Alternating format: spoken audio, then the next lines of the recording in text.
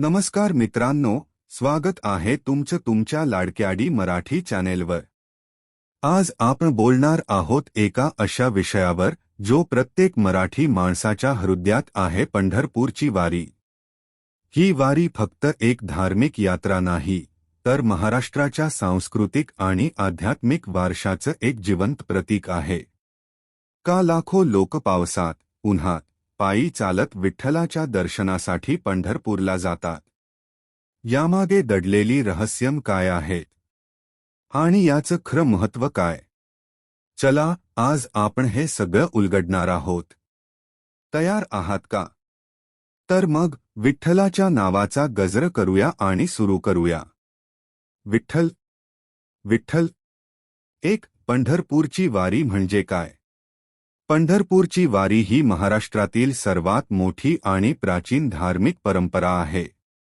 आषाढी आणि कार्तिकी एकादशीला लाखो वारकरी श्री विठ्ठल आणि रखुमाईच्या दर्शनासाठी पंढरपूरला पायी चालत जातात। ही परंपरा 800 वर्षांहून अधिक जुनी आहे। आळंदीपासून संत ज्ञानेश्वर माऊलींची पालखी, देहूपासून संत तुकाराम महाराजांची पालखी आणि इतर संतांच्या पालख्या पंढरपूरच्या दिशेने निघतात। वारीत दिंडी म्हणजे भक्तांचे गट टाळमृदंगाच्या तालावर भक्तिगीत गात पुढे सरकतात। यात प्रत्येक जण वारकरी बनतो आणि विठ्ठलाच्या भक्तीत रंगून जातो। ही वारी केवळ धार्मिक नाही, तर सामाजिक समतेचं एक अनोखं उदाहरण आहे, जिथे जाती, धर्म आणि आर्थिक स्तर विसरून सगळे एकत्र येतात। 2. वारीचं धार्मिक आणि आध्यात्मिक महत्त्व।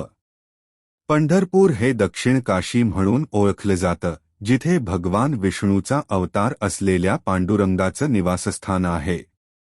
विठ्ठल मंदिर हे वारक्यांचं श्रद्धास्थान आहे आणि येथील दर्शनाने मनाला शांती आणि पापमुक्ती मिळते, असं मानलं जातं।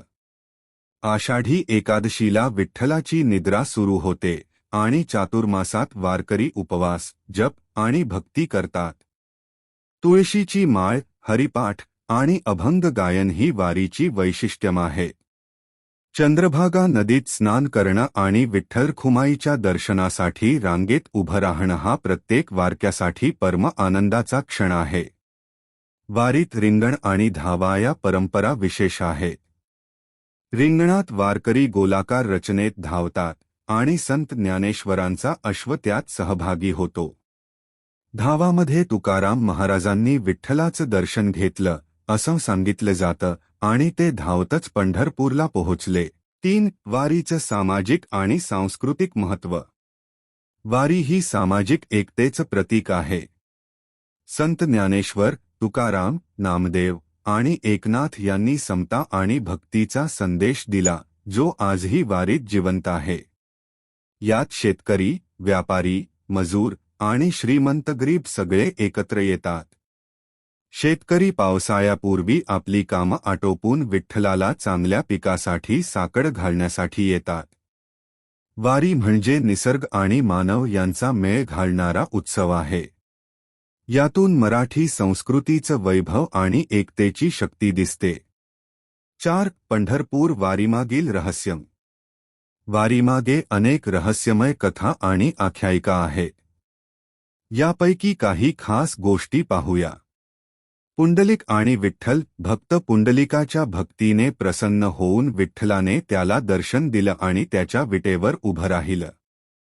ही कथा पंढरपूरच्या तीर्थक्षेत्राचं मूळ मानली जाते। विठ्ठल मूर्तीचं प्राचीनत्व। काही इतिहासकारांचं मत आहे की विठ्ठलाची मूर्ती 3व्या शतकातील उदयगिरीच्या, मध्य प्रदेश, मूर्तीशी साम्य आहे। यामुळे विठ्ठलाचं मूळ किती प्राचीन आहे याचा प्रश्न उपस्थित होतो। विजयनगर राजाची आख्यायिका। विजयनगरच्या राजाने विठ्ठलाची मूर्ती आपल्या राज्यात नेली होती, पण मराठी भक्तांनी ती परत आणली, असं सांगितलं जातं। चंद्रभागा नदी। भीमा नदी पंढरपूरजवळ अर्धचंद्राकृती आकार घेते, म्हणून तिला चंद्रभागा म्हणतात। यामुळे ती पवित्र मानली जाते। ऐतिहासिक संकट। अफजलखानाने मंदिराचं नुकसान केलं होतं, पण छत्रपती शिवाजी महाराजांनी त्याचं संरक्षण केलं। यातून वारीचं ऐतिहासिक महत्त्व दिसतं. 5. वारीचा अनुभव. वारीचा अनुभव हा प्रत्येक वारक्यासाठी अविस्मरणीय आहे. टाळमृदंगाच्या नादात, ज्ञानोबा तुकारामच्या जयघोषात आणि अभंगांच्या स्वरात वारकरी हरवून जातात. नामदेव पायरीवर पाऊल ठेवताना आणि विठ्ठलाच्या दर्शनाने भक्तांना परमसुख मिळतं. वारीत शिस्त, सहकार्य आणि भक्ती यांचा अनोखा संगम दिसतो. गावोगावी वारक्यांचं स्वागत होतं आणि अन्नदान, पाणी वाटप यांसारख्या सेवाकार्यांनी वारीचा प्रवास सुखकर होतो. वारीतील ठिकाणं. 1. पंढरपूरला भेट देण्यासारखी अनेक ठिकाणं आहेत. 2. जनाबाईचं मंदिर, येथील घुसळखांब भक्त घुसळतात. 3. लोहदंड तीर्थ, चंद्रभागेच्या पात्रात, जिथे दगडी नाव तरंगते असं मानलं जातं. अहिल्याबाई होळकरांचा वाडा, ऐतिहासिक आणि धार्मिक महत्त्वाचं स्थळ. पंढरपूरची वारी ही भक्ती, समता आणि सांस्कृतिक वारशाचं एक अद्भुत मिश्रण आहे. यात दडलेली रहस्यम आणि कथा आपल्याला विठ्ठलाच्या जवळ आणतात. ही परंपरा शेकडो वर्षांपासून अविरत सुरू आहे आणि पुढेही राहील. मित्रांनो, पंढरपूरच्या वारीचं हे महत्त्व आणि रहस्य तुम्हाला कसं वाटलं? तुम्ही वारीला गेला आहात का? तुमचे अनुभव आम्हाला कमेंट्समध्ये सांगा.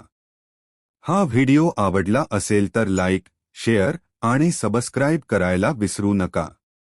पुन्हा भेटूया एका नव्या विषयासह.